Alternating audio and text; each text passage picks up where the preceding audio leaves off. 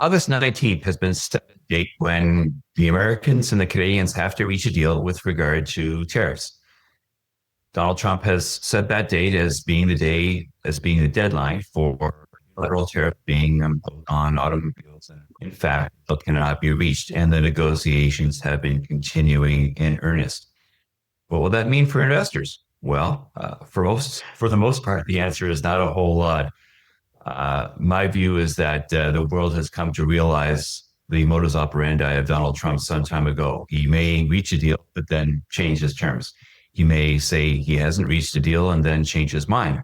Any number of things could happen. We could have a partial deal. We could have a full deal. But the most likely outcome, I think, according to most people, is that there will not be a deal because as of a couple of days before the deadline, the two sides are very far apart now.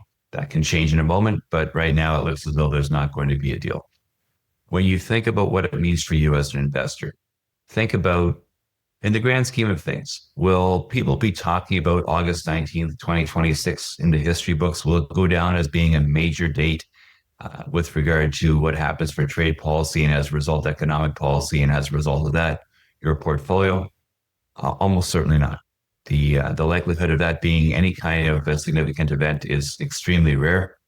And I think what you need to do as an investor is to stay the course and not worry about the headlines, especially because they're so volatile and especially because they tend to change.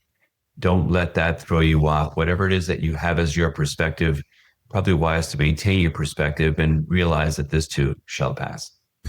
If you're worried about the current investment climate in your money, go to my website to book a call for personalized advice to assist you in feeling secure and protected about your retirement.